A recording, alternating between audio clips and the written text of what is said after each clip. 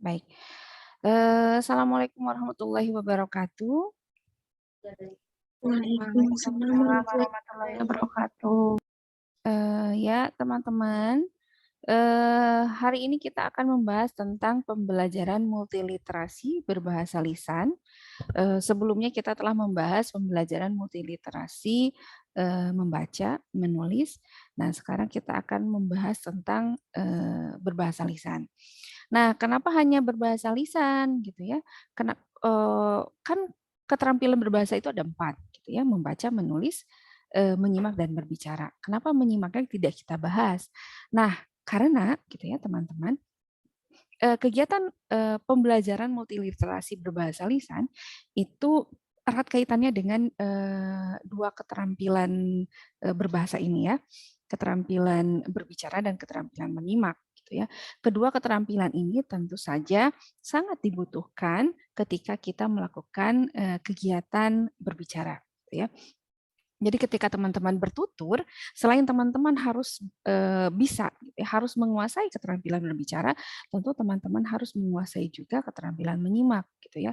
Karena bila tidak memiliki atau menguasai keterampilan menyimak dengan baik, tentu saja kegiatan berbicara dua arah, kegiatan komunikasi tidak akan berjalan dengan baik. Kita terus berbicara, gitu ya. Kemudian ketika ada orang menanggapinya, kita tidak bisa menyimak dengan baik, ya tentu saja gitu ya, akan menjadi, komunikasi yang tidak maksimal, karena kita tidak memahami apa yang lawan bicara kita tuturkan, gitu ya. Oleh karena itu, pembelajaran multiliterasi berbahasa lisan itu erat kaitannya dengan kedua keterampilan ini ya, berbicara dan menyimak. Namun gitu ya, bukan berarti, eee keterampilan membaca dan menulisnya diabaikan, tidak gitu ya. Hanya yang paling erat kaitannya dengan pembelajaran ini adalah keterampilan berbicara dan menyimak. Nah, ini adalah pengertian dari berbicara gitu ya. Berbicara adalah kegiatan aktif produktif. Berbicara bukan hanya sekadar berhubungan dengan kemampuan menyampaikan pesan, melainkan kemampuan untuk melahirkan pesan itu sendiri. Ide, gagasan, atau pemikiran merupakan komponen utama yang ingin disampaikan seseorang dalam kegiatan berbicara. Ya, jadi bukan hanya kita menyampaikan pesan tertentu saja, tapi kegiatan tersebut melibatkan seluruhnya gitu ya, idenya, gagasan, pemikiran apa yang dimiliki oleh penutur tersebut gitu ya. Jadi bukan hanya sekadar penyampai pesan gitu ya, tapi kita menyampaikan pula hal-hal lain gitu ya dari pembicaraan kita. Dan berbicara itu adalah kegiatan aktif produktif ya dalam kegiatan berbahasa. Kalau kegiatan menyimak, nah menyimak itu aktif reseptif. Dia aktif gitu ya. Jadi keterampilan menyimak itu bukan keterampilan pasif gitu ya, tapi keterampilan aktif, hanya reseptif. Jadi kalau berbicara itu aktif produktif, keterampilannya aktif dan kita memproduksi tuturan-tuturan gitu ya. Tuturan-tuturan tadi ya bisa berupa eh, ide, pemikiran, gitu ya, gagasan, pesan yang kita sampaikan kepada orang lain, gitu ya. Kita memproduksi tuturan untuk menyampaikan hal-hal tersebut. Nah, kalau menyimak, menyimak itu kegiatan aktif, namun dia reseptif. Jadi kita tidak memproduksi, tapi kita menerima pesan-pesan, informasi, gagasan, pemikiran lawan tutur kita, gitu ya. Jadi ketika kita menyimak, ya kita melakukan kegiatan reseptif atau menerima apa yang dituturkan oleh penutur gitu ya. Nah, menyimak itu artinya kita secara aktif berupaya memahami informasi yang didengarkan dalam rangka menumbuhkan pemahaman dan mengembangkan pengetahuan. Oleh karena itu, kita menggunakan istilah menyimak gitu ya, tidak mendengar. Jadi menyimak itu kita memahami, kita menerima informasi yang disampaikan oleh orang lain kita coba pahami gitu ya, sehingga kita mengetahui, memahami gitu ya, apa yang disampaikan oleh orang lain, sehingga tentu saja itu akan menambah pengetahuan gitu ya, menambah wawasan kita sebagai penyimak. Jadi teman-teman, kedua kegiatan ini baik berbicara maupun menyimak adalah kegiatan aktif gitu ya. Namun yang satu adalah aktif produktif, kalau yang menyimak adalah aktif reseptif. Nah, dalam kegiatan ini seperti yang telah dipaparkan tadi, bukan berarti keterampilan menulis dan membaca siswa itu tidak ikut berperan gitu ya. Tentu saja dalam pembelajaran multiliterasi berbahasa lisan kita bisa melibatkan seluruh gitu ya, melibatkan kegiatan-kegiatan tersebut agar seluruh keterampilan berbahasa bisa ikut terasah tentu saja ya. Nah, ini adalah fokus utama pembelajaran multiliterasi berbahasa lisan. Yang pertama, siswa mampu mempersiapkan diri dan secara efektif untuk berpartisipasi dalam berbagai aktivitas komunikasi. Ya, berbicara itu ya salah satu modal besar kita gitu ya untuk melakukan komunikasi dengan orang lain gitu ya, baik siswa maupun kita sebagai guru tentu saja saya kira penting ya untuk menguasai keterampilan tersebut. Dengan menguasai keterampilan berbahasa lisan, kita bisa berpartisipasi secara aktif gitu ya dalam kegiatan komunikasi. Dan tentunya Anda sebagai guru ya harus memiliki kemampuan berbahasa lisan dengan yang mumpuni gitu ya. Karena itu adalah salah satu modal kita.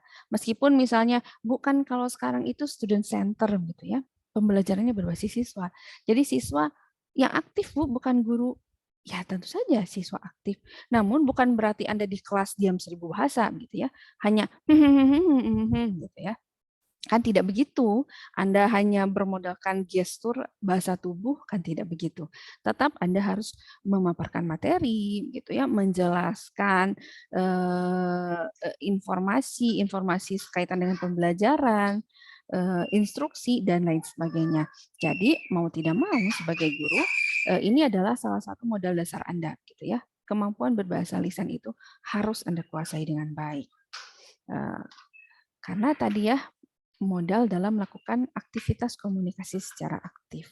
Baik dalam pembelajaran, Anda berkomunikasi dengan siswa, dengan wali murid, dengan rekan sejawat, dan lain sebagainya.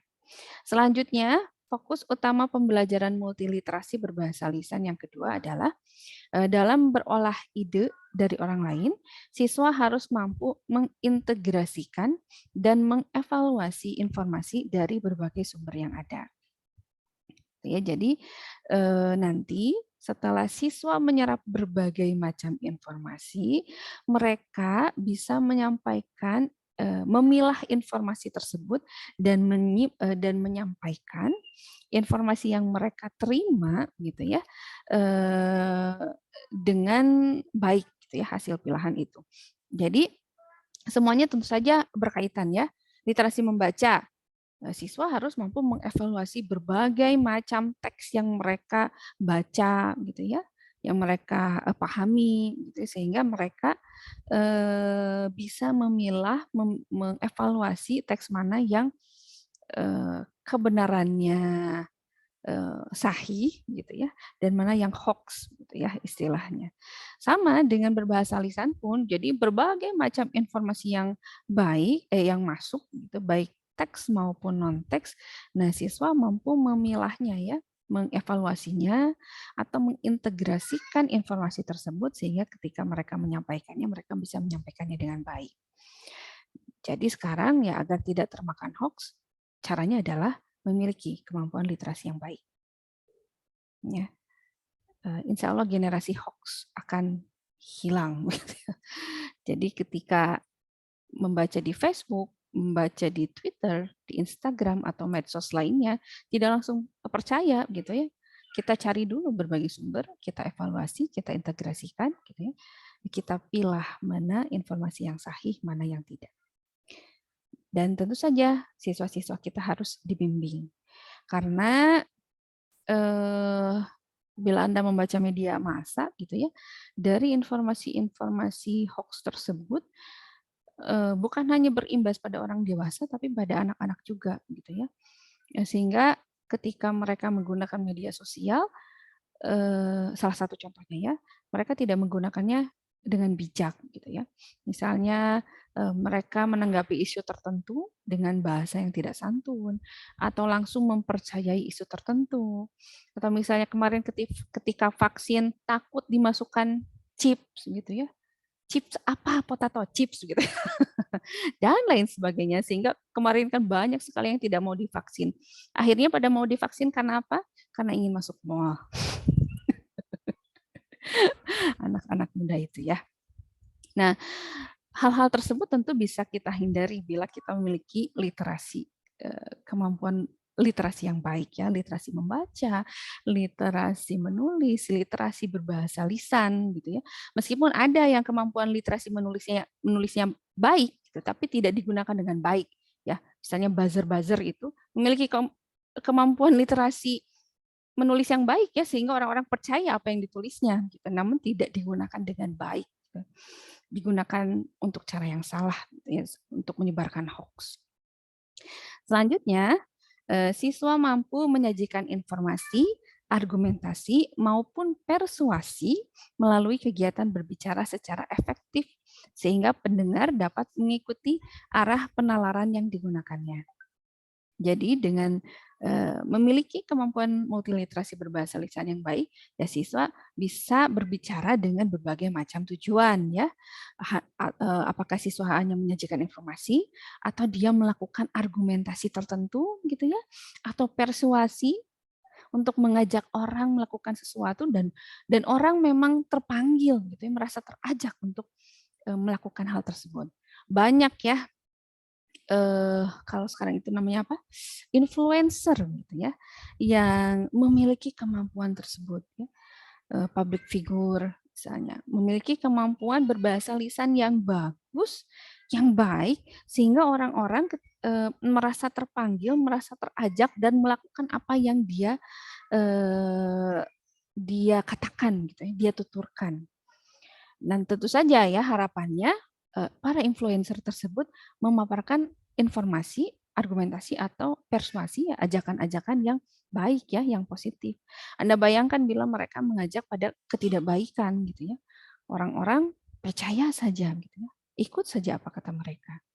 Jadi luar biasa ya, kemampuan berbahasa lisan itu luar biasa gitu ya. Efeknya itu. Misalnya Deddy Corbuzier ya, ketika dia mengatakan sesuatu gitu ya dalam acaranya gitu ya, dengan kemampuan berbahasa lisannya seperti itu ya, saya kira kemampuan berbahasa lisannya baik dalam artian ketika dia melakukan memaparkan argumentasi, orang-orang percaya gitu ya. Atau Najwa Shihab, kan luar biasa gitu ya efeknya. Atau Ria Ricis menuturkan sesuatu gitu ya, atau mengajak para apa itu subscriber YouTube-nya untuk melakukan sesuatu, itu mereka lakukan loh gitu ya, anak-anak kecil gitu. Oh, dulu ketika apa squishy gitu ya, digunting-gunting, itu saya baca-baca fenomena itu marak sekali gitu ya, luar biasa pengaruhnya. Jadi harapannya ya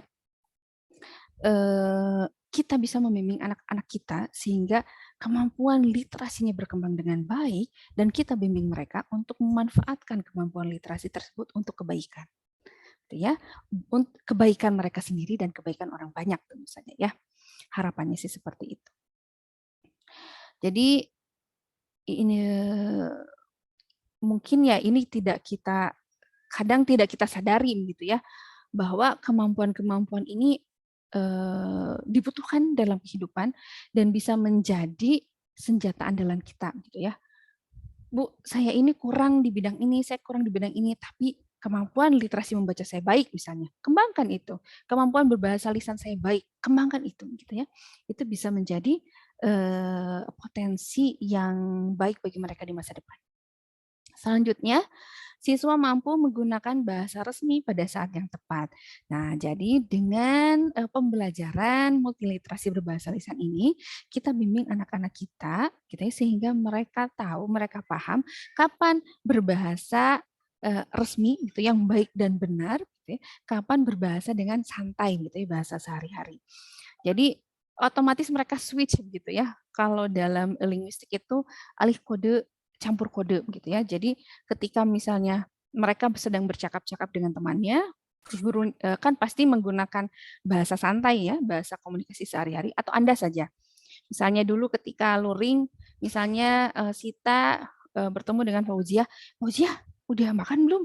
Duh, belum nih lapar. Terus tiba-tiba saya masuk, apakah tugas hari ini sudah dikumpulkan? Nah, perkuliahan dimulai gitu ya. Langsung kan, sudah Bu, sebentar lagi akan kami kumpulkan. Langsung switch gitu ya, langsung alih kode menjadi bahasa formal gitu ya. Ya, tapi kan kalau Sita berbicara dengan Fauzia tidak, Fauzia, apakah engkau sudah makan hari ini? Bisakah kita pergi ke kantin bersama-sama? Kan tidak perlu begitu gitu ya. Nah, Anda bimbing siswa-siswa Anda gitu ya, apalagi ini anak-anak sekolah dasar, bimbing dalam kegiatan sehari-hari sehingga mereka nanti bisa menempatkan diri kapan menggunakan bahasa yang formal dan kapan menggunakan bahasa sehari-hari gitu ya. Karena tentu saja itu harus dibimbing secara konsisten dan berkelanjutan gitu ya. Karena bila tidak begitu gitu ya, khawatirnya mereka ketika belajar pun misalnya berbicara dengan Anda, Bu, Bu, aku nggak mau ngerjain, Bu ambilin gitu ya. Itu kalau anak kelas awal mungkin lucu, tapi kalau sudah menjadi anak kelas tinggi kan nggak lucu ya. Nak, sudah mengerjakan PR, udah Bu, kan bukunya di Ibu, Bu ambilin Bu bukunya Bu, Bu siniin Bu gitu. Kan sudah tidak lucu lagi gitu ya. Jadi kita bimbing mereka sehingga bila dilakukan dalam keseharian gitu ya, alih kode campur kode itu akan menjadi hal yang lumrah saja kita lakukan, bahkan tanpa kita sadari. Misalnya ini ketika saya berbicara dengan Anda, saya berbicara seperti ini gitu. Tapi ketika saya berpindah laptop, berbicara dengan rekan sejawat saya gitu ya, sebelum mulai rapat kan enggak, Ibu Eka, apakah kita akan mengerjakan borang akreditasi hari ini? Tentu tidak, kata Bu Eka. Kan tidak seperti itu ya. Saya ngobrol di sini seperti ini, ketika pindah, Bu Eka, gimana ya? Gini, oh iya Bu Neng, gini gitu. Langsung switch gitu ya, secara natural saja.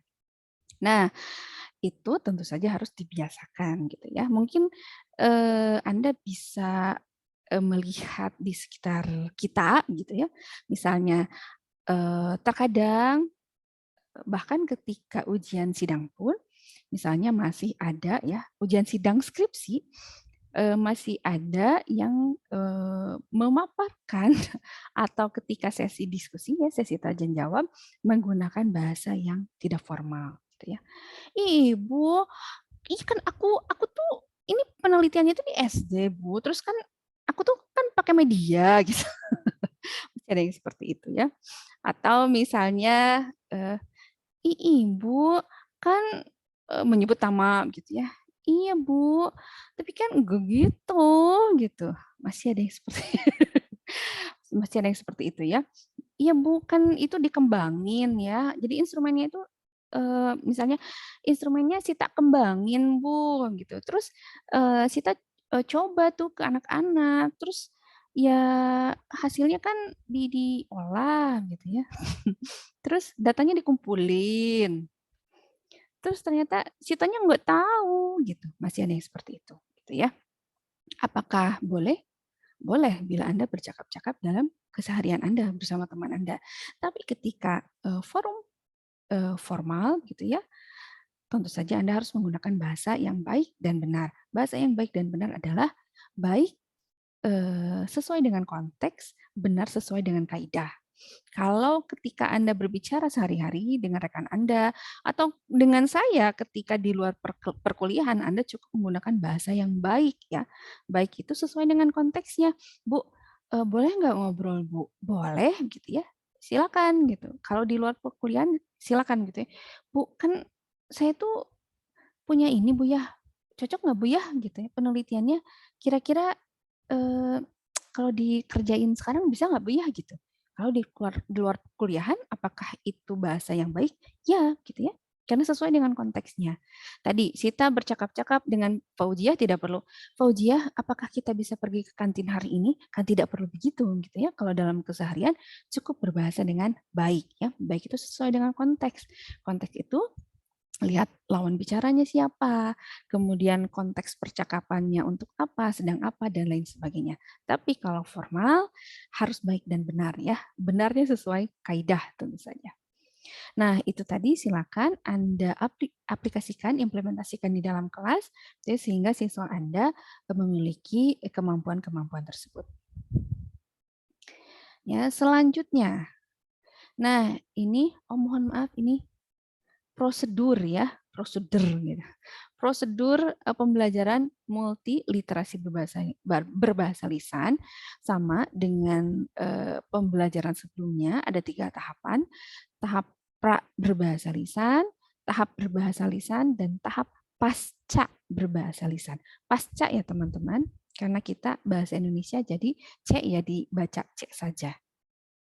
Ya, jadi pasca sarjana ya, bukan pasca sarjana. Nanti kalau kucing jadi cooking atau ya. Kalau C dibaca K. Yang pertama, tahap berbahasa lisan, tahap pra berbahasa lisan. Aktivitas yang dapat dilakukan oleh siswa, yang pertama menentukan tema, apa yang ingin mereka bahas, menentukan maksud dan tujuan. Nah, mereka melakukan kegiatan berbicara itu untuk apa? Misalnya menyampaikan informasi atau memaparkan argumentasi. Sebentar. Atau melakukan persuasi, gitu, mengajak dan lain sebagainya. Itu tentu saja harus kita tentukan ya.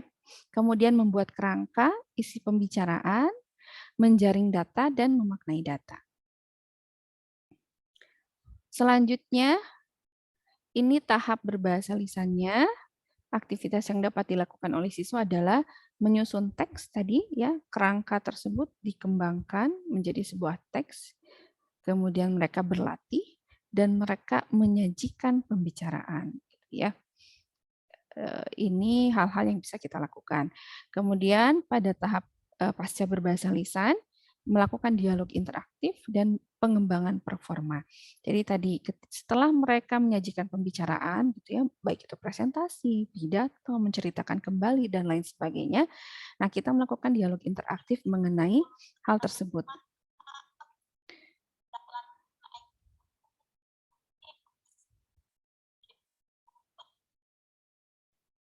Nah, selanjutnya pengembangan performa. Jadi setelah dialog interaktif tadi, kita merefleksikan hal-hal yang misalnya menjadi kekuatan dan kekurangan dalam kegiatan tersebut. Nanti tentu saja kekurangan-kekurangan tersebut menjadi refleksi bagi siswa tersebut dan menjadi bahan perbaikan bagi kegiatan selanjutnya ya. Itu adalah tahap pasca berbahasa lisan. Sebentar, maaf.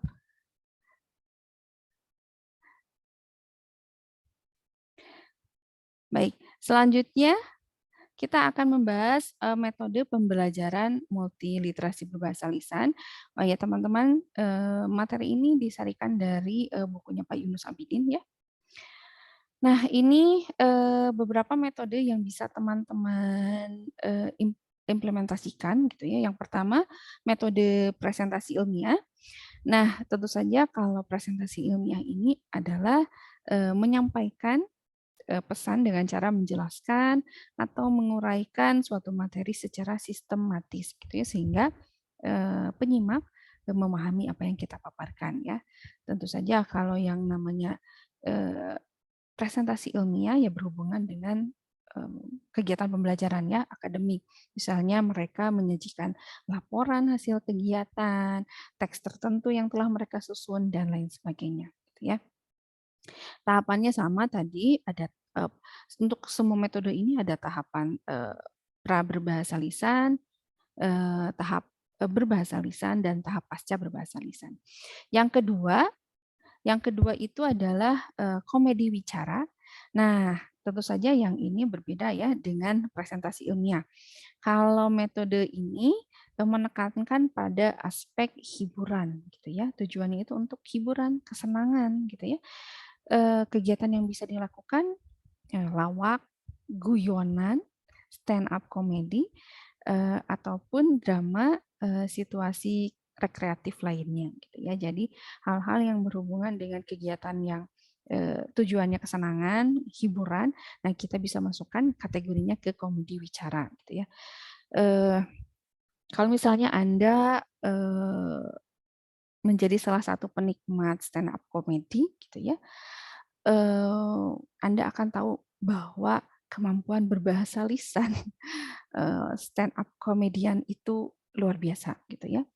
Saya itu penikmat stand up comedy gitu ya, baik yang lokal gitu ya maupun yang luar gitu ya.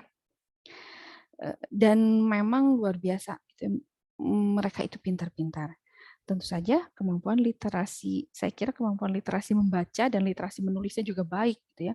Karena sebelum mereka melakukan stand up comedy, mereka harus membuat teks gitu ya. Teks komedi yang harus mereka paparkan di hadapan audiens ya. Misalnya Panji Pragiwaksono, Raditya Dika gitu ya. Nah, kedua komedian ini memiliki genre yang berbeda dalam stand up comedy. Panji dengan sentilan-sentilan politiknya gitu ya. Raditya Dika dengan romantisme kehidupannya, tapi kedua-duanya itu memiliki kemampuan berbahasa lisan yang baik gitu. Mereka tahu kapan kapan melakukan punch gitu ya atau melontarkan komedi-komedi puncak komedinya ataupun membangun plot gitu ya. Itu saya kira membutuhkan kemampuan berbicara berbahasa lisan yang baik ya.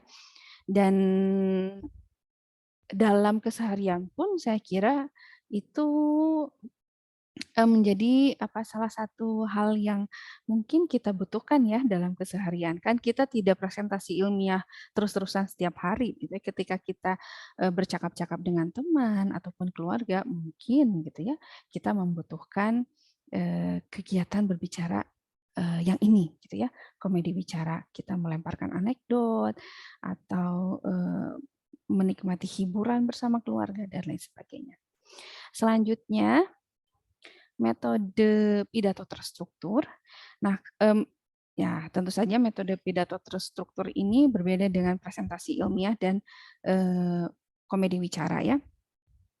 Pada dasarnya metode ini menuntut siswa untuk terampil menulis dulu gitu ya. Jadi mereka menuliskan hal-hal yang ingin mereka paparkan, kemudian mereka memaparkan hal tersebut dalam bentuk bahasa lisan gitu ya. Jadi modalnya mereka kembangkan kerangka dulu gitu ya, kemudian mereka sajikan tulis secara lengkap kerangkanya menjadi sebuah teks dan teks tersebut mereka paparkan di hadapan audiens gitu ya. Selanjutnya ada debat inisiasi. Nah, debat inisiasi ini pada dasarnya merupakan metode pembelajaran berbicara yang menuntut siswa terampil berbicara dengan mengandalkan kemampuannya berlogika dan kemahirannya bertutur santun ketika debat. Gitu ya. Jadi bukan debat kusir, gitu ya, atau ketika misalnya mereka berdebat berbeda pendapat dengan rekannya, mereka panas sehingga menggunakan kata-kata yang tidak santun gitu ya. Nah, Dengan metode ini kita bisa melatih siswa bagaimana bertutur kata yang santun gitu ya, meskipun mereka sedang dalam keadaan berdebat dengan teman yang berbeda pendapat gitu ya. Jadi bagaimana kita bisa menyampaikan ide dengan baik, pesan dengan baik, maksud tuturan kita dengan baik gitu ya, dengan santun, tanpa melukai perasaan orang lain gitu ya, dan tetap bisa menyikapi perbedaan pendapat dengan baik. Nah, ini dibutuhkan dalam kehidupan kita ya, apalagi sekarang semuanya diperdebatkan gitu ya, sehingga terkadang menjadi debat kusir, tidak jelas ujungnya kemana gitu ya. Debatnya eh, sudah keluar dari tema yang diperdebatkan dan berakhir dengan menggunakan kata-kata yang tidak santun lagi. Selanjutnya metode wicara transformasi persuasif. Nah, metode ini bisa melatih siswa gitu ya untuk mengembangkan kemampuannya ketika siswa presentasi gitu ya atau berbicara, ia bisa menyampaikan pesan, gagasan, informasi gitu ya sehingga hal tersebut bisa memengaruhi atau membujuk pendengar untuk melakukan sesuatu ya. Apalagi untuk kebaikan itu sangat luar biasa ya. Misalnya siswa bisa memaparkan dengan baik mengenai banjir sehingga dalam pembelajaran itu siswa bisa mengajak teman-temannya untuk mengimplementasikan kegiatan yang dapat mencegah banjir dalam kehidupan sehari-hari ya. Misalnya tidak membuang sampah sembarangan, memilah sampah, menjaga kebersihan lingkungan dan lain sebagainya. Jadi hal-hal tersebut tentu saja dibutuhkan dalam kegiatan sehari-hari ya, dibutuhkan oleh siswa baik untuk kehidupannya di masa kini maupun di masa yang akan datang. Nah, teman-teman, itu tadi materi mengenai pembelajaran multiliterasi berbahasa lisan. Silakan bila ada yang ingin didiskusikan untuk pematerian saya cukupkan sekian ya. Terima kasih. Saya stop share dulu. Baik.